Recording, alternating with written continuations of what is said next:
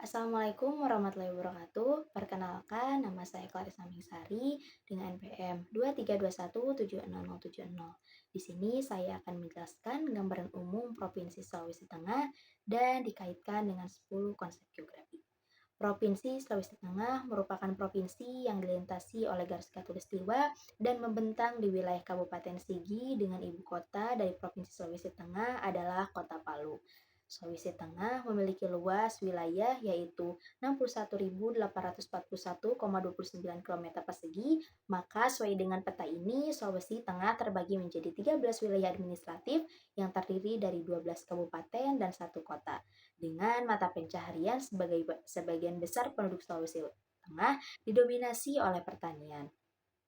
Dan penduduk Sulawesi Tengah sebagian besar memeluk agama Islam, kemudian disusul oleh agama lain yaitu agama Kristen dan juga ada agama Hindu serta Buddha. Kemudian Sulawesi Tengah ini adalah salah satu provinsi di Indonesia yang kaya akan sumber daya alam. Sumber daya alam di Sulawesi Tengah meliputi pertanian, perkebunan, peternakan, kelautan, perikanan, dan pertambangan. Provinsi ini memiliki 8 jenis tambang, termasuk minyak, gas, emas, nikel, dan batu bara. Sulawesi Tengah juga memiliki sumber daya bahan galian dan mineral, seperti mineral logam industri, dan bahan bangunan, serta bahan bakar fosil seperti batu bara dan minyak. Serta adanya flora dan fauna endemik, yaitu pohon eboni dan juga burung maleo. Kemudian 10 konsep geografi, yang pertama ada lokasi. Nah, konsep lokasi ini membahas tentang letak atau posisi spasial dari objek tertentu di permukaan bumi. Secara umum, lokasi terbagi menjadi dua, yaitu lokasi absolut dan lokasi relatif. Lokasi absolut adalah letak atau tempat yang dilihat dari garis lintang dan garis bujur. Nah, lokasi absolut dari Provinsi Sulawesi Tengah terletak pada posisi 2 derajat 22 menit lintang utara, 3 derajat 48 menit lintang selatan, dan 124 derajat 22 menit bujur timur. Kemudian, eh, pada lokasi eh, absolut ini keadaannya tetap karena berpedoman pada garis astronomis. Sedangkan lokasi relatif adalah letak atau tempat yang dilihat dari daerah lain di sekitarnya. Lokasi relatif dapat berganti-ganti sesuai dengan objek yang ada di sekitarnya. Nah, lokasi relatif Sulawesi Tengah adalah sebelah utara berbatasan dengan Laut Sulawesi dan juga Provinsi Gorontalo, kemudian sebelah timur berbatasan dengan Provinsi Maluku, sebelah selatan berbatasan dengan Provinsi Sulawesi Tenggara dan Provinsi Sulawesi Barat, kemudian di sebelah barat ini berbatasan dengan Selat Malaka dan Selat Malaka.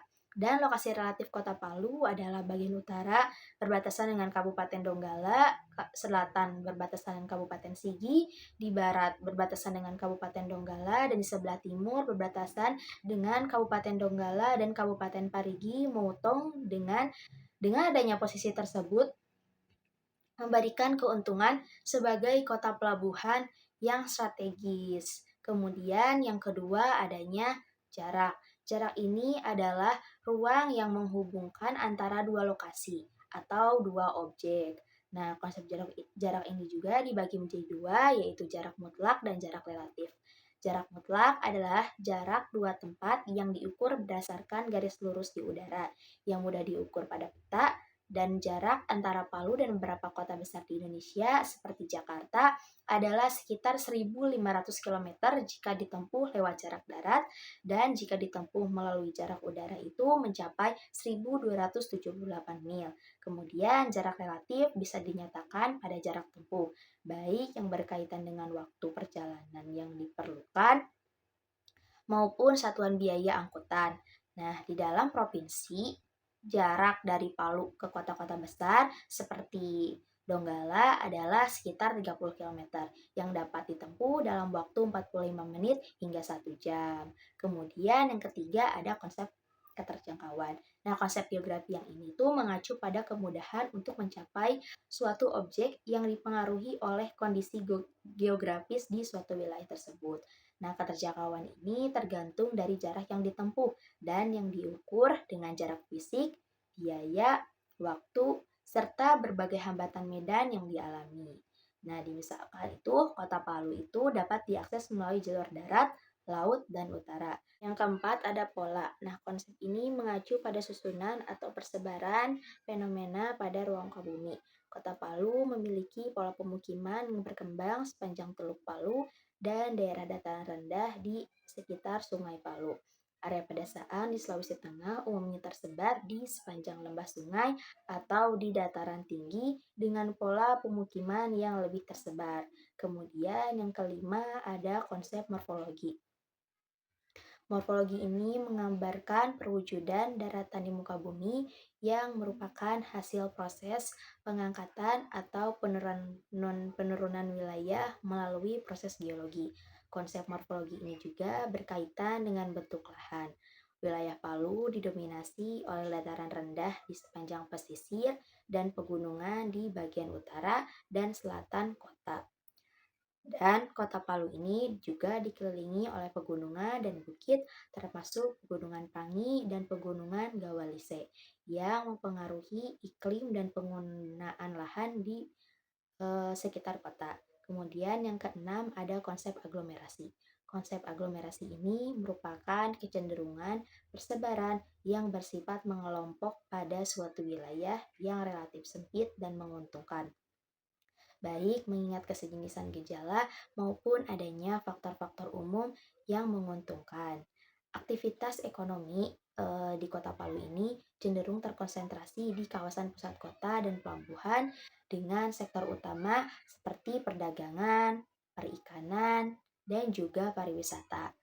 Aglomerasi ini juga melibatkan sektor jasa, transportasi, dan industri kecil yang mendukung kegiatan ekonomi sehari-hari. Kemudian yang ketujuh adanya konsep interaksi dan interdependensi. Konsep ini berkaitan dengan hubungan timbal balik atau saling ketergantungan antar wilayah. Dan Kota Palu memiliki hubungan ekonomi yang erat dengan daerah-daerah lain di Sulawesi Tengah, seperti Donggala, Parigi Motong, dan Sigi, terutama dalam hal distribusi hasil pertanian, perikanan, dan juga hasil hutan. Palu juga berfungsi sebagai pusat distribusi barang ke wilayah Sulawesi lainnya dan juga ke luar daerah. Kemudian yang kedelapan ada konsep nilai kegunaan.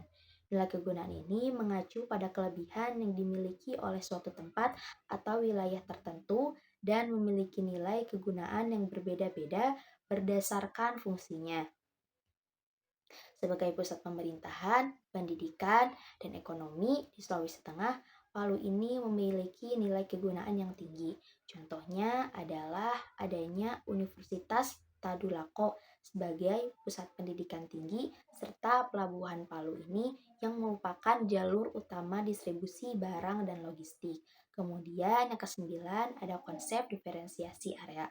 Diferensiasi area menggambarkan keunikan atau karakteristik antara wilayah satu dengan yang lainnya dibandingkan dengan kota-kota lain di Sulawesi Tengah.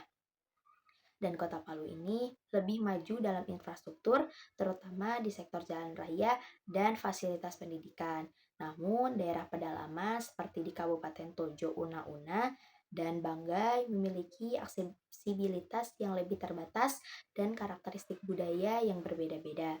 Kemudian yang terakhir adanya konsep keterkaitan keruangan. Nah, konsep keterkaitan keruangan ini menunjukkan tingkat hubungan antar wilayah.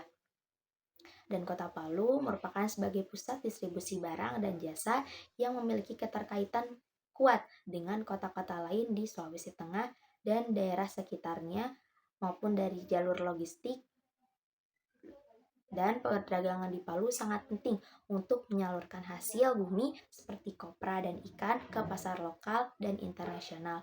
Kemudian kondisi sosial yang ada di Provinsi Sulawesi Tengah itu yang pertama ada rumah adat. Rumah adat Tambi, kemudian pakaian adatnya Ngambe dan juga makanan khas seperti lalampa, kemudian adanya alat musik tradisional seperti gimba dan juga senjata tradisional yaitu senjata guma. Mungkin sekian pemaparan gambaran umum dan juga 10 konsep geografi dan juga tentang kondisi sosial dan budaya yang ada di Provinsi Sulawesi Tengah. Terima kasih. Wassalamualaikum warahmatullahi wabarakatuh.